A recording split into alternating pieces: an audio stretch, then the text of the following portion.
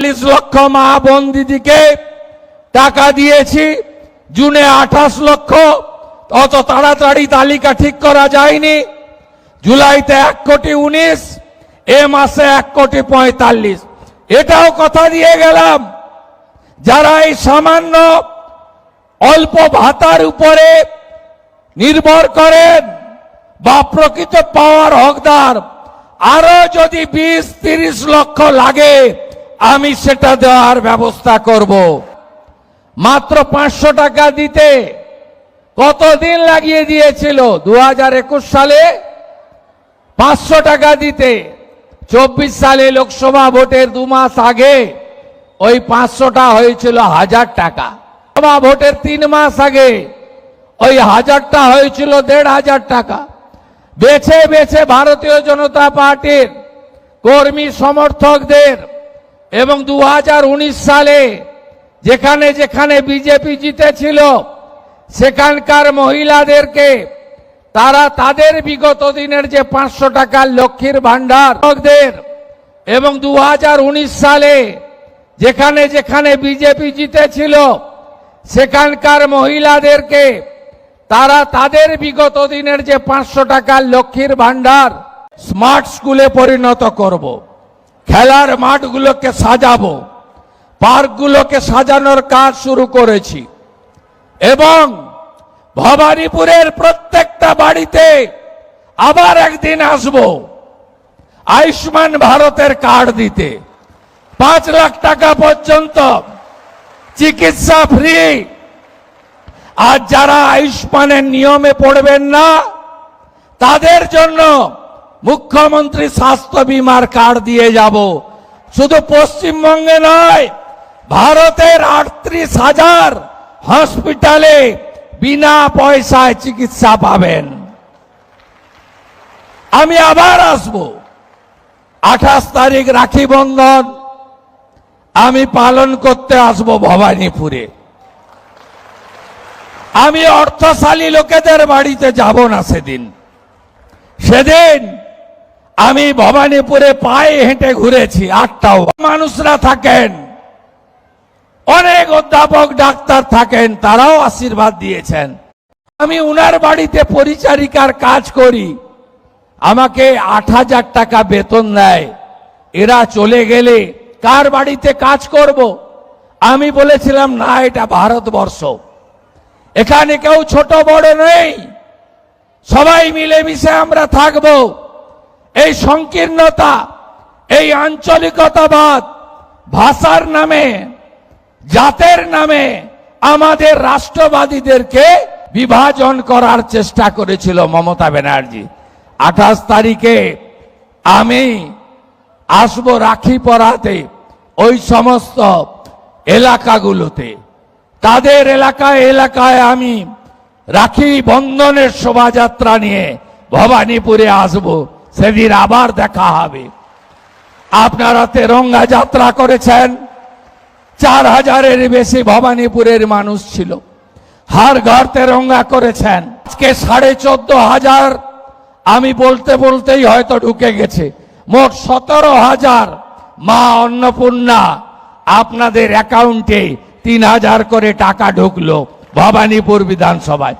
এরপরেও যদি আরো যোগ্য কেউ বেঁচে বাকি থাকে, 31 জুলাইয়ের মধ্যে আবেদন করা লোকেরা পোর্টালে গিয়ে আবেদন করুন। অনেকে পোর্টাল ব্যবহার করতে জানেন না। বিধায়কের কর্মীরা গিয়ে, মন্ডলের ভাইরা গিয়ে, ওয়ার্ডের কর্মীরা গিয়ে, মহিলা মোর্চা গিয়ে পোর্টালে নাম নথিভুক্ত করে দেবেন। একজনও যোগ্য বাকি থাকবে না। আপনারা ভরসা বিশ্বাস ভাই শুভেন্দু অধিকারীর উপর রাখবেন। মাননীয় মুখ্যমন্ত্রী বলে দিলেন সবাই অন্নপূর্ণা যোজনার টাকা তাদের অ্যাকাউন্টে পেয়ে যাবে। 31শে জুলাইয়ের মধ্যে যাদের টাকা এখনো ঢোকেনি, যাদের ভেরিফিকেশন বাকি আছে, তাদেরও টাকা ঢুকে যাবে।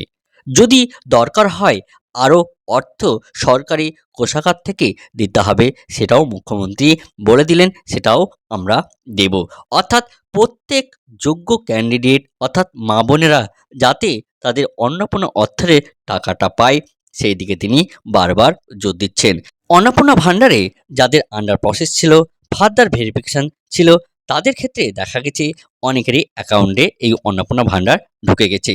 তাই আপনারা চিন্তা করবেন না, আপনাদেরও অর্থ এই অ্যাকাউন্টে চলে আসবে। কিন্তু যারা এসআইআর নাম আছে, যাদের 3টে রুম বেশি আছে, সরকারি ট্যাক্স পেয়ার, তাদের ক্ষেত্রে অনেকেরই রিজেক্ট হয়ে গেছে।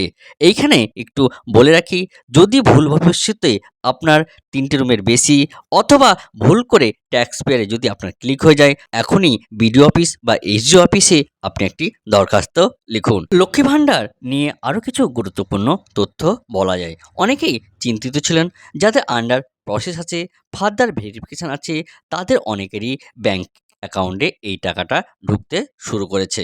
আপনি সেই ডকুমেন্টের সঙ্গে আধার কার্ড, ভোটার কার্ড, ব্যাংকের পাসবুক অর্থাৎ যাবতীয় যা যা ডকুমেন্টস আছে সেগুলো অবশ্যই সাবমিট করবেন। এখন এডিট অপশান এসছে, সেই এডিট অপশানে আপনারা যদি ভুল করেও কোনো ক্লিক হয়ে যায়, তাহলে সেটি এডিট করা যাচ্ছে। এবং আপনি যদি সত্যি এই অন্নপূর্ণা ভাণ্ডারের যোগ্য হন, তাহলে আপনার যে অর্থ সেটি আপনার অ্যাকাউন্টে চলে আসবে। তাই আপনারা চিন্তা করবেন না। মুখ্যমন্ত্রী, সাংসদ অগ্নিমিত্রা পাল, বিজেপি সভাপতি শ্রমিক ভট্টাচার্য বারবার বলছেন এই অর্থ অর্থাৎ যাদের পাওয়ার যোগ্য, তারা সত্যি সত্যি এই অন্নপূর্ণা ভাণ্ডার ঢুকে যাবে। তিনি শুধু অন্নপূর্ণা ভাণ্ডারের কথাই বললেন না, তিনি এখানে বললেন আয়ুষ্মান কার্ডের কথাও, যাতে প্রত্যেক যোগ্য অর্থাৎ যারা বয়স্ক, যারা সিনিয়র সিটিজেন, তারা আয়ুষ্মান কার্ড তো পাবেন, এবং যারা আয়ুষ্মান কার্ড পাবেন না তাদের ক্ষেত্রে তিনি বলে দিলেন মুখ্যমন্ত্রী স্বাস্থ্য বীমা যোজনা যেটি আছে সেটির ক্ষেত্রে তাদের প্রযোজ্য হবে।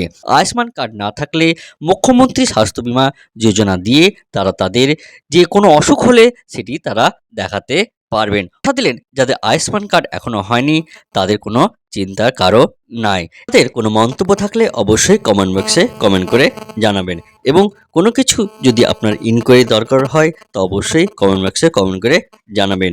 আমাদের মাননীয় মুখ্যমন্ত্রী যেভাবে ভবানীপুরে এই বক্তব্য দিলেন তা সত্যি আমাদের একটা আশার জায়গায়। তাই আপনারা ধৈর্য হারাবেন না, আপনারা একটু ধৈর্য ধরুন, দেখুন আপনাদের প্রত্যেকের টাকায় ঢুকে যাবে।